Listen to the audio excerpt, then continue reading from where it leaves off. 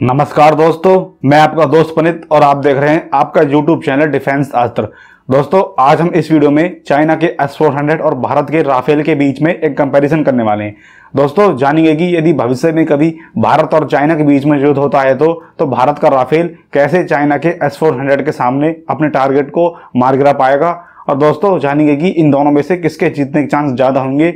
तो चलिए दोस्तों, वीडियो को स्टार्ट करते हैं। दोस्तों, इन दोनों का कंपैरिजन करने से पहले हम इन दोनों के स्पेसिफिकेशन एंड फीचर्स के बारे में जान लेते हैं। तो बात करें पहले S-400 की।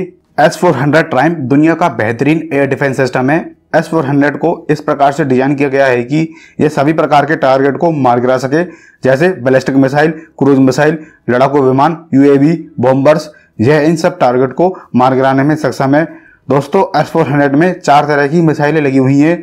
वो हैं 40 N6E मिसाइल, जिसकी रेंज 400 किलोमीटर है। दूसरी है 48 N6 मिसाइल, जिसकी रेंज 250 किलोमीटर है।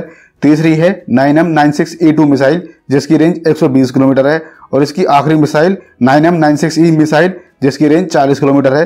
दोस्तों, जो चाइना के पास S-400 है उसमें 400 किलोमीटर की रेंज वाली मिसाइल नहीं लगी हुई है, क्योंकि चाइना MTCR का सदस्य नहीं है। MTCR यानी मिसाइल टेक्नोलॉजी कंट्रोल रिजीम। दोस्तों, भारत MTCR का सदस्य है।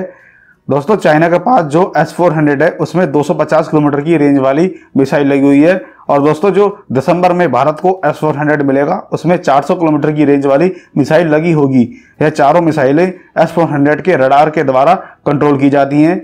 S-400 का रडार 600 किलोमीटर की रेंज में किसी भी टारगेट को डिटेक्ट कर सकता है, लेकिन यह कितनी दूरी से किस टारगेट को डिटेक्ट करेगा यह उसके रडार क्रॉस सेक्शन पर तय होगा। यह रडार एक साथ 300 टारगेट को ट्रैक कर सकता है और एक साथ 36 टारगेट को मार गिराने में सक्षम है। और साथ ही यह एक टारगेट को मार गिराने के लिए मल्टीपल मिसाइल को भी लॉन्च कर सकता है। वहीं बात करें राफेल की। राफेल ट्विन इंजन वाला मल्टी रोल लड़ाकू विमान है और इसकी मैक्सिमम स्पीड 1.8 मैक है और इसका रेट ऑफ क्लाइंब 304 मीटर पर सेकंड का है और इसका कॉम्बैट रेडियस 1700 किलोमीटर से ज्यादा है। और इसकी सर्विस सीलिंग 15,835 मीटर है और इसका थ्रस्ट बाय वेट 0.988 है और इसका रडार क्रॉस सेक्शन 0.5 से 1 मीटर स्क्वायर का है। दोस्तों, राफेल के रडार की बात करें तो राफेल में RB2AA ऐसा रडार लगा हुआ है जिसकी रेंज 200 किलोमीटर है 2 मीटर स्क्वायर टारगेट को लेकर। यानी यह रडार सिस्टम 200 किलोमीटर की रेंज में 2 मीटर स्क्वायर टारगेट को डिटेक्ट कर सकता है और यह एक साथ 30 टारगेट को ट्रैक कर सकता है और 16 टारगेट को एक साथ इंगेज कर सकता है।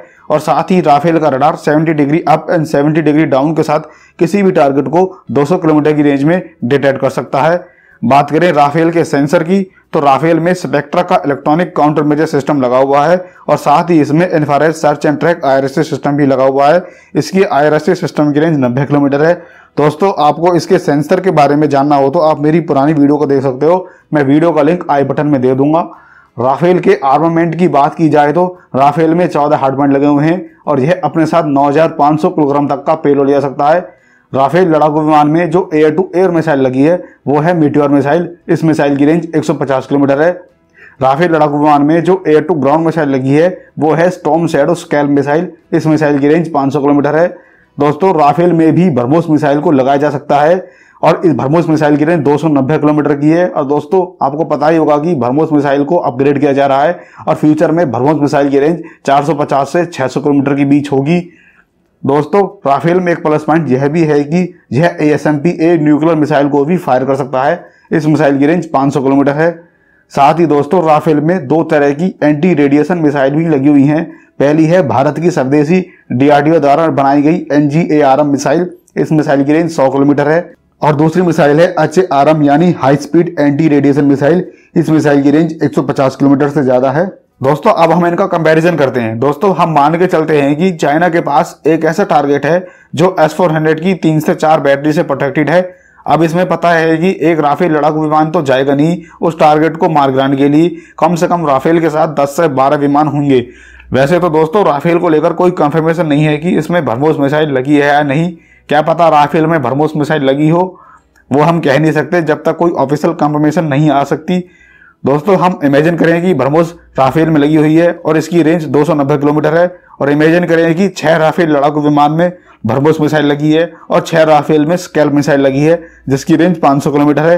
क्या चाइना का S-400 रोक पाएगा भारत के राफेल को दोस्तों चाइना के S-100 की रडार की रेंज 600 किलोमीटर है, लेकिन वह अलग अलग टारगेट को लेकर मुझे नहीं लगता कि वह S-100 राफेल को 600 किलोमीटर की रेंज में ट्रैक कर सकता है, क्योंकि राफेल का रडार क्रॉस सेक्शन 0.5 से 1 मीटर स्क्वायर का है। इस रडार क्रॉस सेक्शन की वजह से चाइना का S-400 राफेल को मात्र 200 से 250 किलोमीटर की रेंज में ही ट्रैक कर पाएगा। अगर S-400 राफेल को 250 किलोमीटर की रेंज में ट्रैक कर भी लेता है तो राफेल विमान में एक खास तरह का फीचर लगा हुआ है, वो है स्टेल्थ जैमिंग मोड।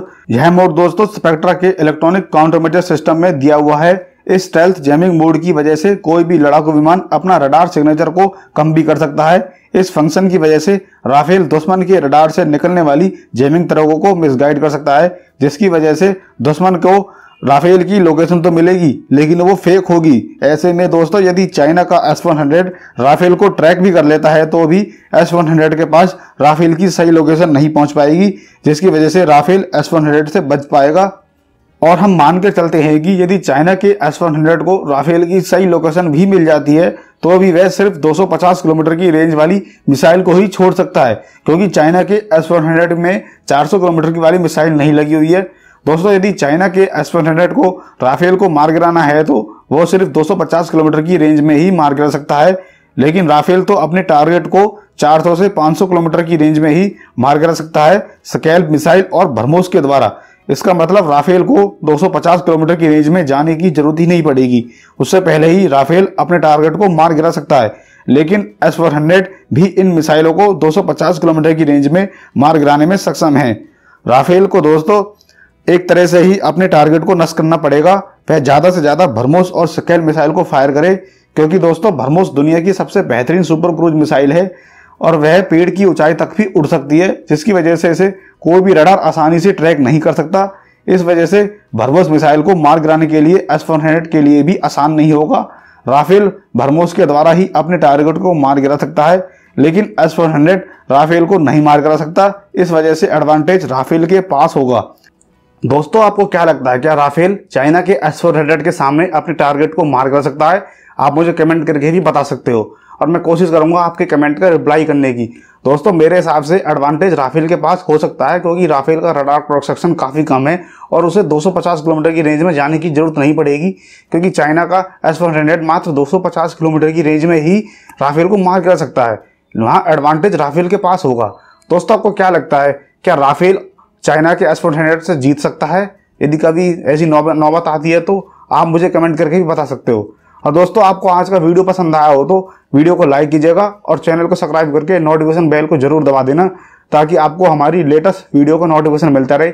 मिलते हैं दोस्तों हम आपसे अगली वीडियो में, तब तक के लिए नमस्कार, जय हिंद।